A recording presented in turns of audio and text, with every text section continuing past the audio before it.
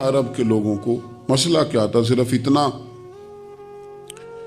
ایک عجیب روایت ہمیں ملتی ہے سیرت کی کتابوں میں، میرے نبی پاک صلی اللہ تعالی علیہ وسلم نا رات کے وقت پہاڑ کی چوٹی پہ بیٹھ کے قرآن پاک کی تلاوت کرتے تھے۔ حضور نا رات کے وقت قرآن پاک کی تلاوت کر رہے تھے، نبی کریم تلاوت کر رہے تھے، اور جب یاسین والے نبی خود یاسین پڑھیں، والضحیٰ والے محبوب جب خود والضحیٰ کی تلاوت کریں، مدثر والے محبوب جب خود مدثر پڑھے، تو انداز ہی نرالو۔ حضور قرآن پاک کی تلاوت کر رہے تھے تو اس تلاوت کی نا آواز گونجی، کہاں تک پہنچی؟ ابو جہل بھی کسی جھاڑی میں چھپ کے حضور کا قرآن سننے لگے۔ سریلی اتنی تھی، اس میں لطف اتنا تھا، ابو سفیان بھی آ گئے، کسی جھاڑی میں چھپ کے قرآن سننے لگے۔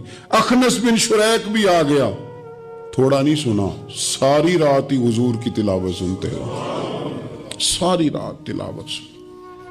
صبح ملاقات ہوگی، تو کدھر آیا تھا، تو کدھر آیا تھا، تو آج کے بعد نہ آئے کوئی بھی، لیکن کہتے ہیں اگلے دن سوئے تو بے چین کیا حضور کی آواز نے، پھر اٹھے، تینوں آ کے پھر مختلف جگہوں پہ بیٹھ گئے، سویرے پھر ملاقات ہو گئی، آج کے بعد نہیں آنا، تو بھی نہ آنا، تو بھی نہ آنا، پر کہاں چین لینے دے حضور کی میٹھی آواز، کہاں چین لینے دے حضور کی میٹھی آواز۔ تینوں پھر اٹھ گئے، کئی دن آتے رہے، ایک دن طے ہوا کہ آج کے بعد بالکل نہیں آنا، جو آئے گا سزا ملے گی، ہو گئی بات طے۔ اخنس بن شریک کہتے ہیں میں سویرے ابو جہل کے گھر گیا، میں نے کہا سن، ایک دن نہیں کئی راتیں تو نے بھی سنا، میں نے بھی سنا، دل پہ ہاتھ رکھ کے بتا وہ جو پڑھتے ہیں وہ حق سچ ہے کہ نہیں، کھری بات کر، سنا تو نے بھی، سنا میں نے بھی، ساری رات سنا، بتا بات سچی ہے کہ نہیں؟ تو ابو جہل کہنے لگا ایک ایک حرف سچ ہے، ایک ایک بات سچی ہے، تو مانتا کیوں نہیں؟ پھر تو مانتا کیوں نہیں؟